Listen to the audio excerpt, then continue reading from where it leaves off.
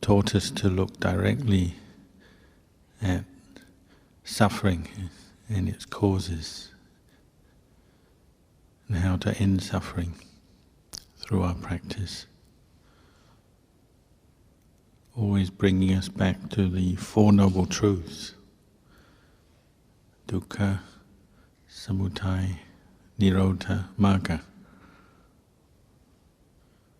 Suffering, its cause, the end of suffering, and the path leading to the end of suffering. In Thailand, people go to temples and they love to talk about devatas and heaven realms and hell realms and nagas. They like monks to talk about their psychic powers and all these kind of things. But Ajahn Chah didn't indulge that.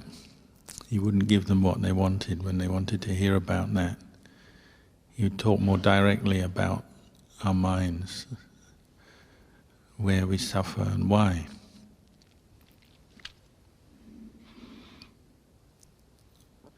He'd talk about things that we can know easily or directly for ourselves. The more kinds of special knowledge we can develop through meditation, he wouldn't talk about very much. Maybe very occasionally make a comment with the monks, but generally not. He said it's very difficult to really know or prove these things, the experiences other people have in their meditation, psychic powers, other realms of existence, things that we don't normally see with our eyes or hear with our ears. Difficult to prove, difficult to know. He said the way of practice to develop the samadhi and develop the psychic powers to have special knowledges, the sort of things we read about in the suttas, takes a long, long time. Maybe one lifetime, not enough. Whereas we can learn to end our suffering in this very lifetime by practicing, reflecting on the Four Noble Truths, letting go of kilesa in the here and now, in the present moment, right here, right now. And this is more useful for us. So these teachings he gave become so popular because of that. Everybody wants to end their stress, their suffering. And his teachings now been translated into over 20 languages. Just in Chinese, Mandarin, maybe 1 million or more books have been printed. In English, who knows how many people have read his teachings on the internet or read books.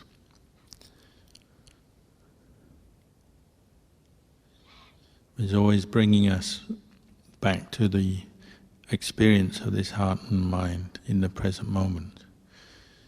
He'd say you look at the word anger on the page, you read the word anger. It's not the same as knowing anger as an experience in your heart with mindfulness. When you know anger, you know it's suffering. When you really know it with mindfulness, you'll want to let go. Just reading about it gives you some idea, but it's not the same as becoming mindful of it and knowing it for yourself.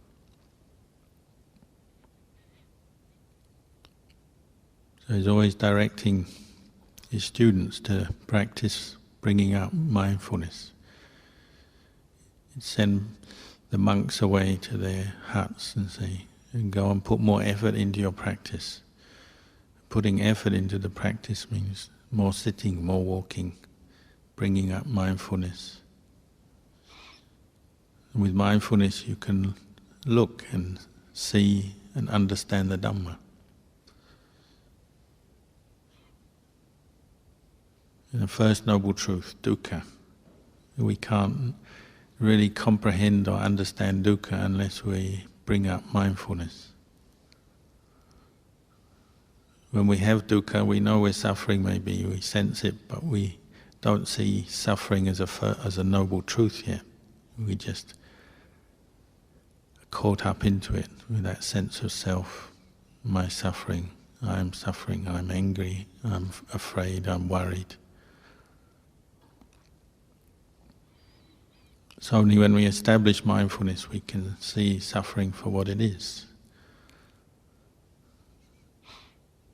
Once we see it clearly, we can then see the cause of it. Ajahn Chah would say, wherever you're attaching, clinging, then you'll suffer. You can only see the clinging when you bring up mindfulness and look at your own mind. So we practice like this over and over again. When we come into the monastery on retreat, it helps us to do this. Because when we're at home, we're normally so easily distracted. The mind doesn't know itself very well. Our awareness is not refined. We have so many busy activities, so many possessions, so many things to do, people to talk to, that we don't really see our own minds very closely. So part of the practice is developing a good attitude or skillful attitude to our daily life, and learning how much we really need in terms of possessions, how we should spend our time. And the Buddha said when you practice mindfulness, you have to have a sense of contentment. You have to be at ease and happy with your life to a certain extent. You have to be content with the possessions you have. You earn a living.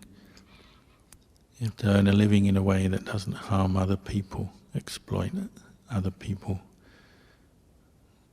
What we call right livelihood, samma jiva. You earn a living, and then what you can find with your skills, your knowledge, you have to learn to be content with that, so that your mind can put effort into the practice. If we're always thinking about getting more things, having more possessions, more wealth, more experiences, then the mind's never peaceful, it never settles down. So we have to find some contentment. Even in the monastery we have to find contentment. We just accept the accommodation, the facilities, we accept the food that's on offer, we accept the other people around us. Find contentment. We're not always picking and choosing, otherwise the mind becomes very unpeaceful. This is part of the practice, learning to wisely reflect on our lifestyle and how we're living, our attitude.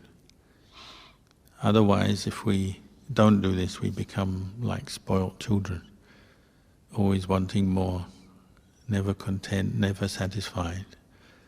So when you meditate, the mind won't settle down.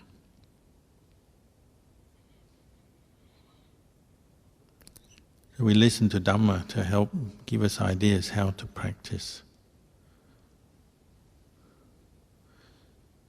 Listening to Dhamma on the outside, listening from a teacher, sometimes it's helpful, sometimes it doesn't solve our doubts yet.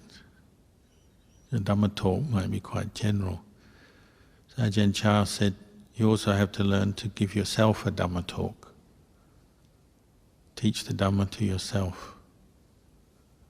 Meaning you have to learn to think skillfully, wisely. What we call yoniso manasikara, wise reflection. He says somebody who trains in the Dhamma practice, they learn to give themselves their own Dhamma talk. Their mind becomes a bit like parents with a young child. They're seeing what the child needs. We see what our mind needs, and then we adjust our practice to suit. So sometimes we need to be strict with ourselves, push ourselves a bit more. Sometimes we need to give ourselves encouragement, be kind to ourselves. Everybody's different and at a different stage in their practice. So we have to learn how to do this for ourselves, to watch, look and learn from our mind, from our practice.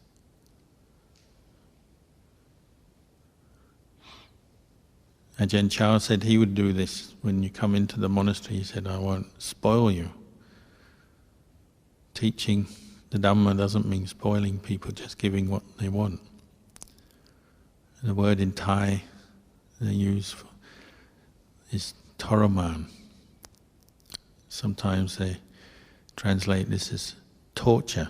Ajahn Chah would torture his students, but that might give the wrong impression. What he would do is frustrate the desires of his students. So he'd maybe set the monastery schedule, the retreat schedule. You get up early. When you want to lie in bed, you have to get up and meditate.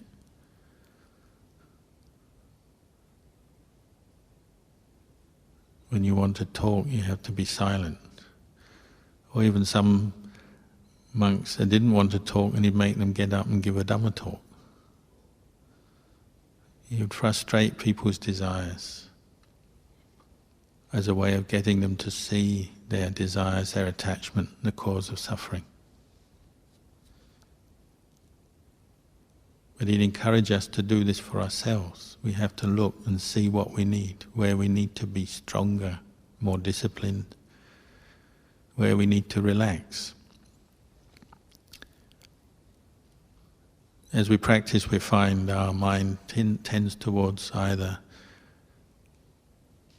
attaching to pleasure or pain. So sometimes we like to just take it easy and indulge, maybe in comforts like food and sleep. Ajahn Chah would say, eat little, sleep little, to go against that. Sometimes it's more subtle. It's just internal. As we're meditating, we're bored or we're distracted, and the mind likes to look for something nice to think about, imagine. We create stories and pictures based on our attachments.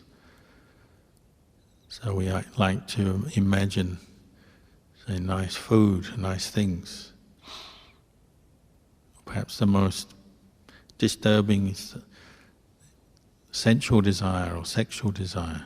We like to imagine people, remember images of people we know, look at them, and we tend to indulge in that way of thinking as a way to distract ourselves, find pleasure.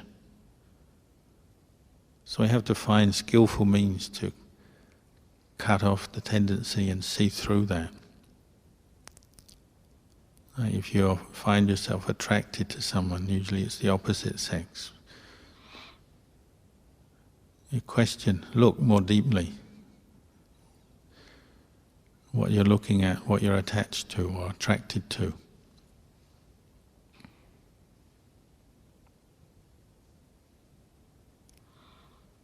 And when you're attracted to somebody, you tend to only look at the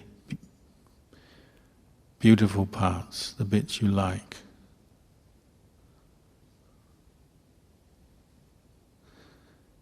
Be helpful if everybody sat down while I give a Dhamma talk. You at the back there, can you sit down please? Stop moving around.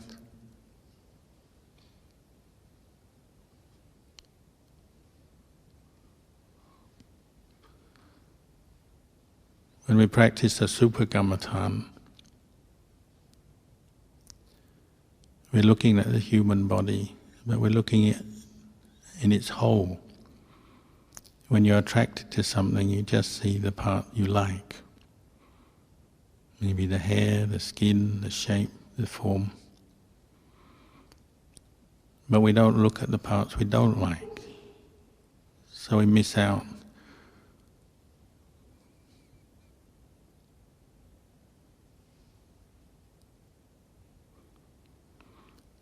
We miss out or overlook the bits we don't like.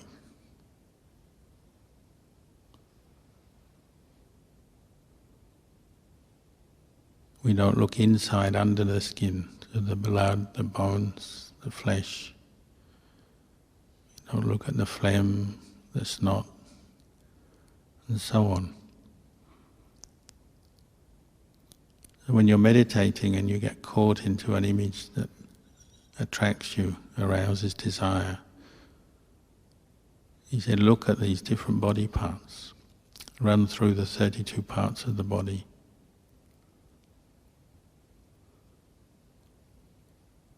Look at them thoroughly, completely. Visualize them. Whether it's your own body or the body of somebody you're attracted to. You're looking at the whole picture by going through these body parts.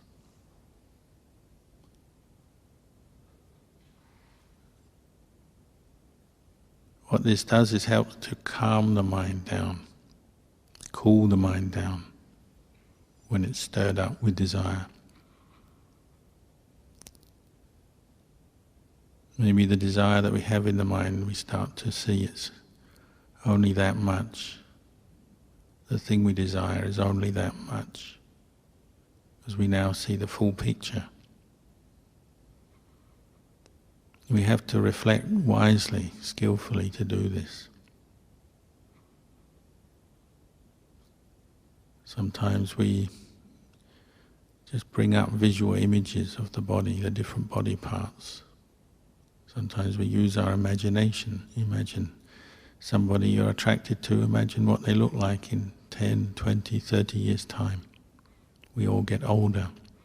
As we get older, the body doesn't look so nice.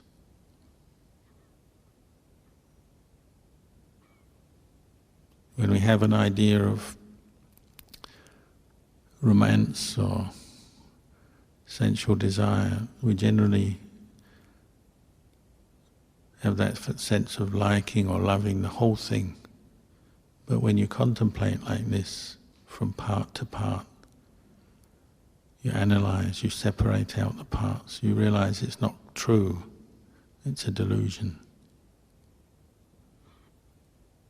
There was one teacher, enlightened teacher in Thailand, Luang Por Juan. He's very wise when he was a young man, before he was a monk. He thought, I want to become a monk. But he also, part of him had doubt. He thought, maybe I want to get married, have a girlfriend, get married.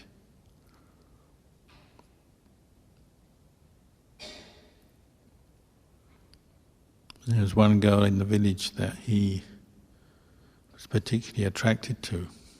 And he thought, what can I do about this? All I can do is think about her. I really want to go off and become a monk.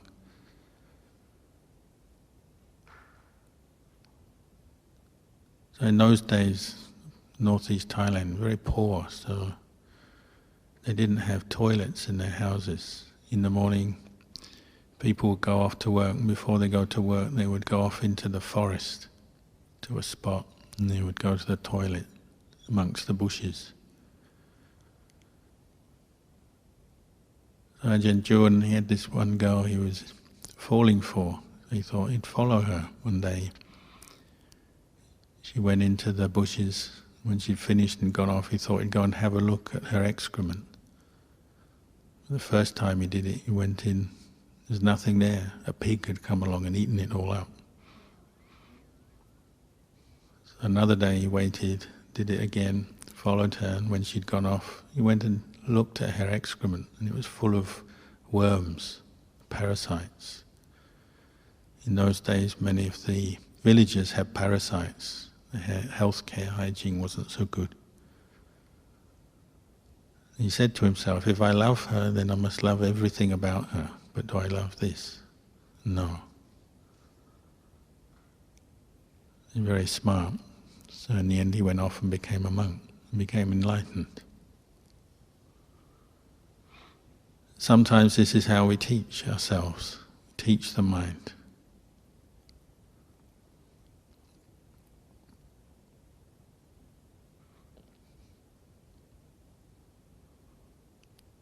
Teach the mind to give up some of its attachments, delusions. Then the mind goes peaceful, goes quiet. The other tendency is more towards irritation, anger. Especially when we meditate, often we get a special kind of anger.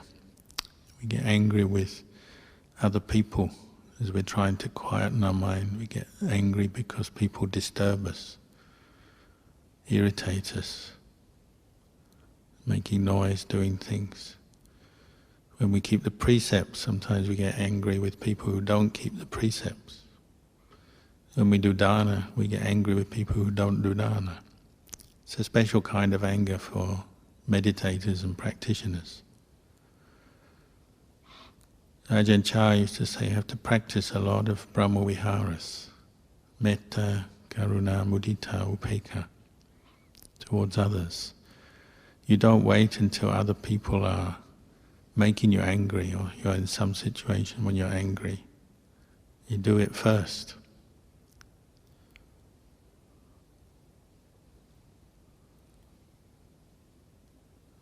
You practice metta, maybe every day, maybe even beginning your meditation. Sit down, spread thoughts of goodwill to others. Try and see yourself, others as the same.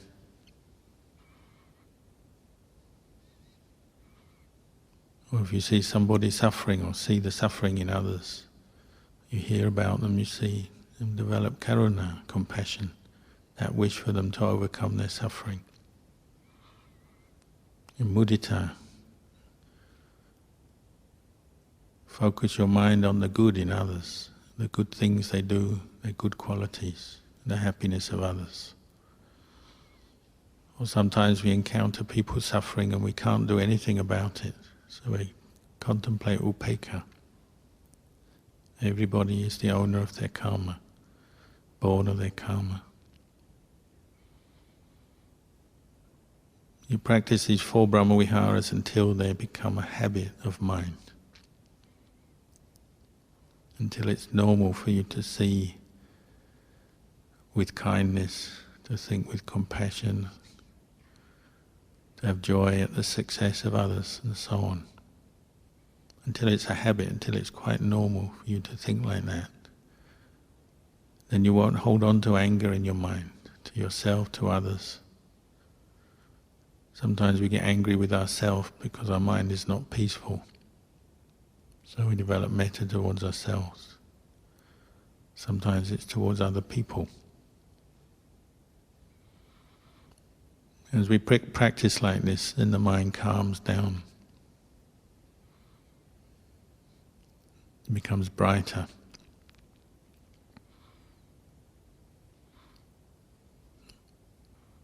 Any moment when we finally let go of some negative mind state, some greed or lust or some anger, and then the mind brightens up.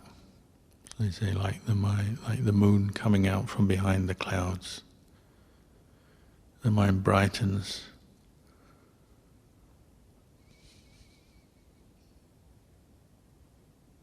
If you keep doing that, then little by little the tendency for kilesa to arise will drop, fall away. Maybe after a while they just won't come up at all. Ajahn Chah was encouraging us to practice like this every day, to practice mindfulness, standing, sitting, walking, lying down, every posture. Keep turning back to look at your mind, get to know your mind. Start to let go of some of your attachments, views and opinions, moods, desires. The more we do this, then the brighter the mind becomes, more peaceful.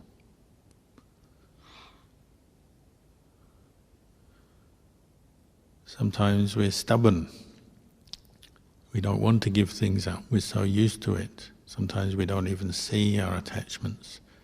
Sometimes we see them. We're so stubborn that we know something is causing us suffering, but still we don't give up. Still follow the same old habit.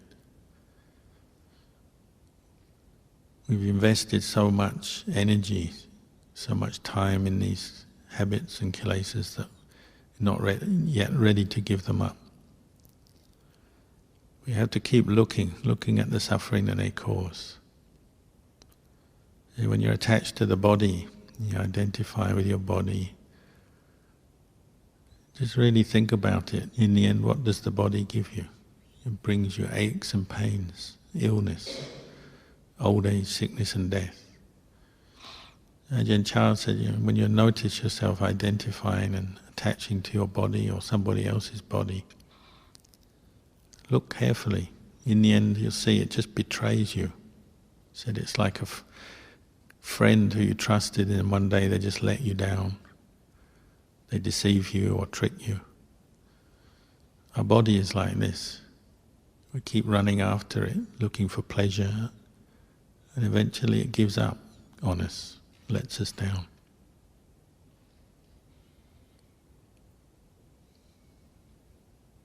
Or sometimes it's just our pride or our conceit. We hold on to a sense of self.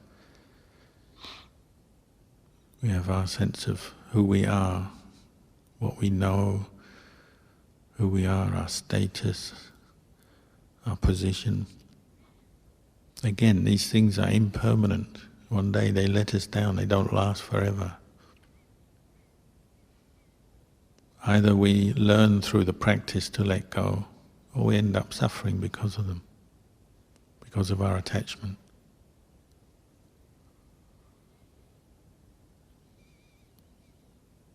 Ajahn Chah was very good at pointing out or helping people to see where their attachments were. He was very skilled at that. That's why people remember him so well. There's one young monk came from another monastery to practice with Ajahn Chah. He's a very skilled scholar. He'd read many books, done the exams, so he knew a lot. So he had a lot of pride and ego based on his knowledge. He's very proud, very stubborn. He didn't respect many other monks because he felt he knew more than them. But he could also see this was a problem for him in his practice, so he wanted to learn to meditate. So he came to stay with Ajahn Chah. And he'd heard, like many people used to say, oh, Ajahn Chah can read your mind. He has great psychic powers. He was interested in that. So he spent the first few days just thinking, oh, can Ajahn Chah read my mind? Does he know me? Can he see inside me? Thinking over and over again. He wasn't yet sure, he was doubting. And one day he went to see Ajahn Chah and sat down at his kuti. Ajahn Chah just started talking to him and asked him, can you see inside me yet? Can you see inside me? Do you know me yet? What's inside me? Can you see my body parts, my skin, my bones, my organs? The monk knew that Ajahn Chah was pointing out that he knew what the monk had been thinking. The monk was thinking, does Ajahn Chah know me, know inside me? But Ajahn Chah wasn't saying that directly, he was just indirectly letting him know. Said it really shook him up because he realized Ajahn Chah does know what I'm thinking. He went back to his kuti to meditate. Then later on a villager came to see Ajahn Chah. He'd walk in a shortcut through the forest into the monastery and to Ajahn Chah's kuti to have a chat. On his way out from talking to Ajahn Chah said, "Oh, when you go back on that shortcut through the forest, watch out for the tiger. I keep a tiger over there." So the man went back past that kuti where that monk was, the stubborn monk.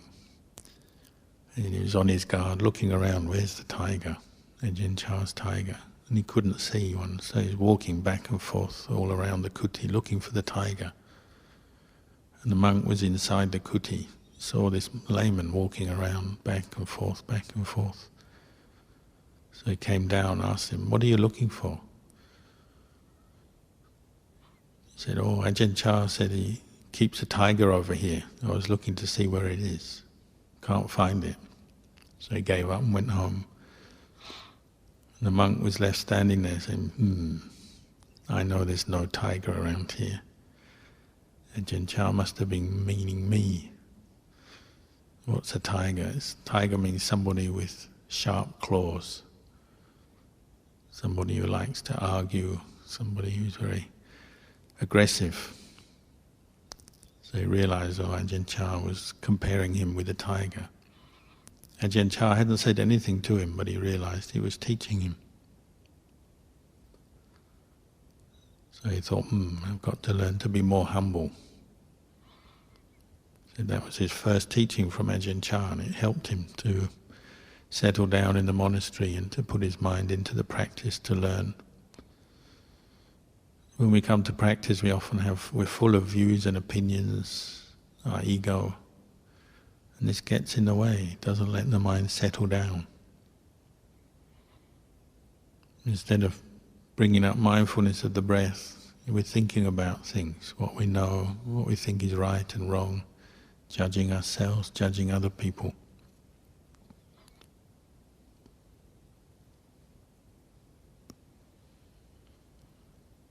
When you practice focusing on the breath, though, you let go of all of this. You let go of the sense of self, the views, the opinions. You bring your mind to the present moment. Or if any views and opinions come up, you just watch them and then let them go. You don't have to hold on to them.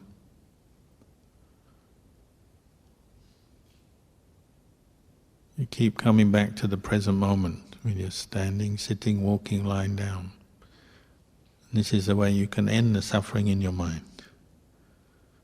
It's what Ajahn Chah says, the shortcut to Nibbana. Just let go. Let go of your attachments. Bring up mindfulness and practice letting go.